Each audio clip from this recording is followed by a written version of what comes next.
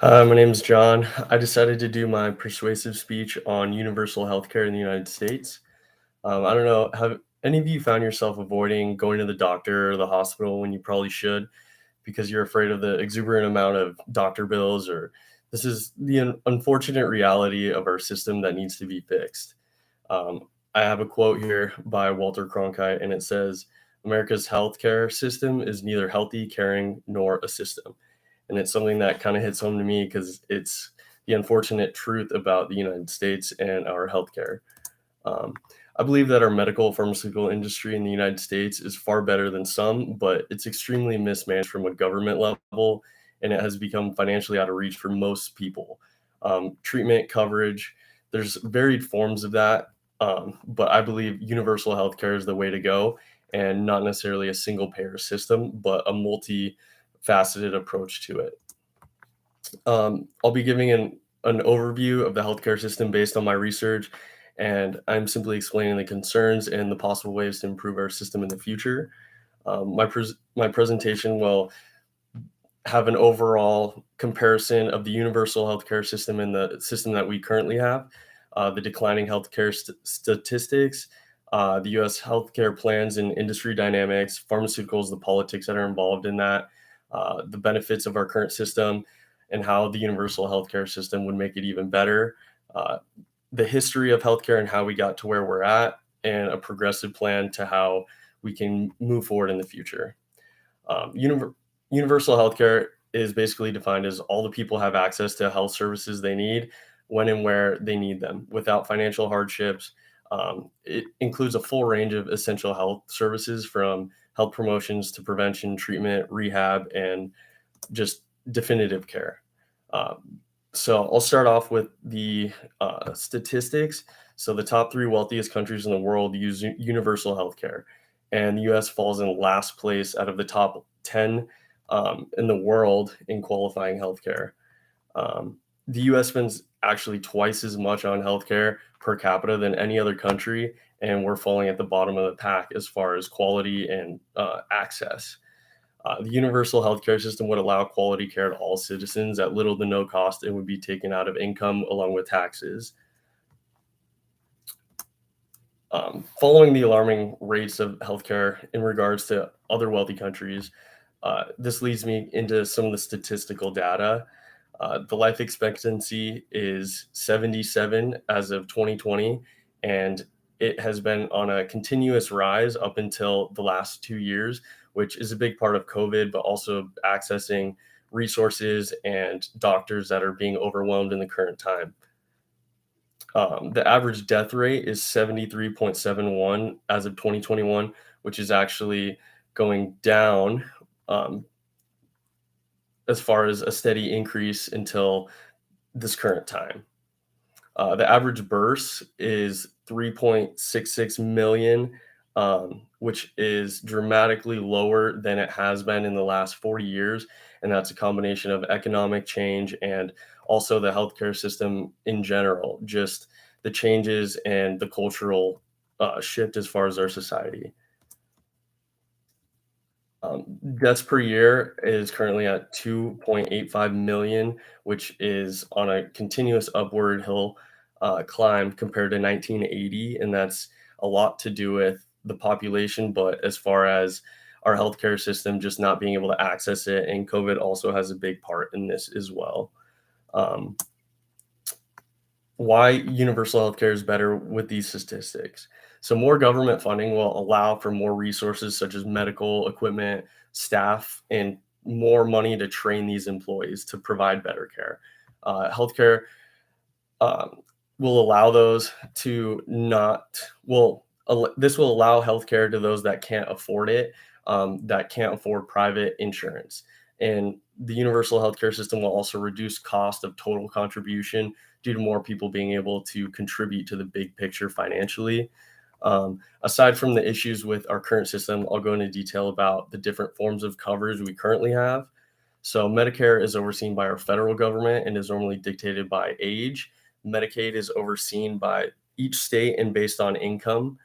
Employer provided would be the insurance that your employer offers to you, which you can either accept or decline, and you normally have different levels of insurance that you can choose from, which would be like an individual plan. So as far as universal healthcare, there's different forms of that. So there's a single payer, which is paid for by income tax, and every citizen is granted the same care, which is similar to what Canada is using right now. Mandatory health insurance, which is funded by employers in those countries that are currently using that, which is done by payroll taxes. And then national healthcare, which is the one that I'm a fan of, that I think will be more beneficial to our people. And that form is each citizen is required to contribute an overall coverage of the whole population. So physicians, medical professionals would be working in a private sector capacity. Um, and the pharmaceutical industry also has a large impact on our healthcare costs and to help our people. So the pharmaceuticals and politics involved in the private insurance industry. In 2021, the US distributed $560 million in prescription drugs.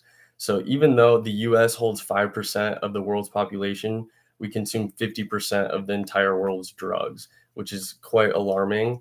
And this is a problem, and we need to do something about that. And a lot of this has to do with the politics involved and the fact that these pharmaceutical companies are getting so much money based on the kickbacks of these sales. So, due to our free enterprise market, the pharmaceutical industry is extremely lucrative, and this gives incentives to doctors and prescribers to suggest more medication to patients from big pharma. And the US government started cracking down on prescription drugs with the rise of opioid deaths in 2012, which started in the 90s. And they did this by putting tighter restrictions on dosages and amount per individual.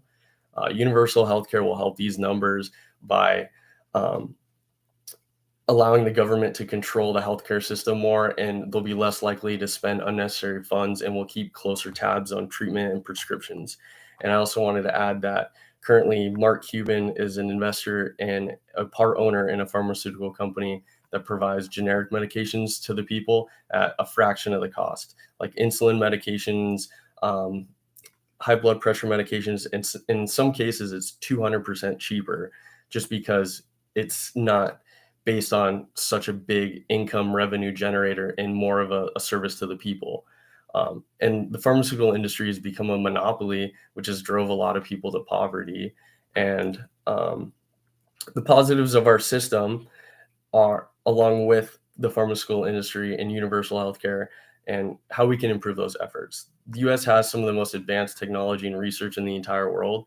And being one of the wealthiest countries in the world, we do have a strong financial backing to support our citizens. I believe it's just, it needs to be allocated differently in order to um, better service our people. Our medical professionals undergo extensive certifications and continual training to ensure qualified and professional staff. um, Universal healthcare is very progressive, and it'll allow all citizens to access healthcare, not just individuals that can afford it or qualify for free government funded healthcare. Um, with everyone taking part in this system, hospitals and physicians will have a bigger funding pool, so to speak, instead of treating people in need with no insurance or pursuing collections to receive payment, which actually ends up costing the system even more money and raising insurance rates. And now that I've described the dynamics of our system, I'll go into what led us to this place in healthcare. So, a little bit of history, going back to the 1800s. Healthcare actually originated with logging companies in the 1800s, and they would subcontract physicians to look after their workers.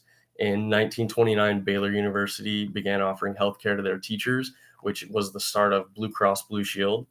In the 1940s, President Truman introduced universal healthcare as a proposed solution to economic downturn preceding the Great Depression. In 1969, President Kennedy implemented the Medicare system that is still in use today for the elderly, and that's something that we all currently pay into, similar to universal system, but only for the elderly. In 1993, President Clinton introduced a single payer form of universal healthcare, and it didn't stick. And a lot of that was because of the raise in tax rates, which I agree with. And I think the average population doesn't want to pay higher taxes. Um, but at the end of the day, we're going to have to pay for it somehow. And instead of all contributing, it ends up costing us in the back end.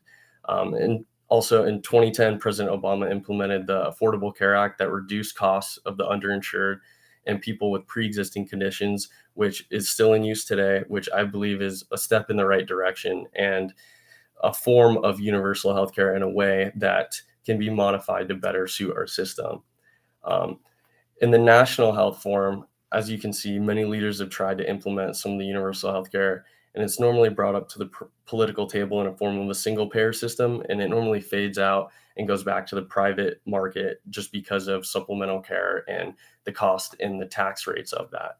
A two-dimensional system would allow a minimum level of care that would be sufficient and a choice for a higher level of care if you can afford that and want to go that direction. The single payer system has had difficulty sticking with the public, but I think it just needs to be adjusted and in a way that is more easily understood to where the tax rates aren't as bad. Um, and as far as moving forward, our healthcare system is operating at some of the highest level. We have some of the best training, equipment, and funding in the medical field in almost any other country, but we're falling at the bottom as far as access and quality. So, how can we improve? The benefits of our government run universal healthcare would be an increase in funding that would help develop more telehealth and home services to treat more patients at home so you can access more people and provide services to more people instead of sitting down in an office. The universal system will also broaden the available practitioners since they will all end up charging the same system, easing the load on doctors and providing more care to citizens. The increase in funding will also allow resources in the form of personnel, equipment, and training, allowing a higher level of care for available services.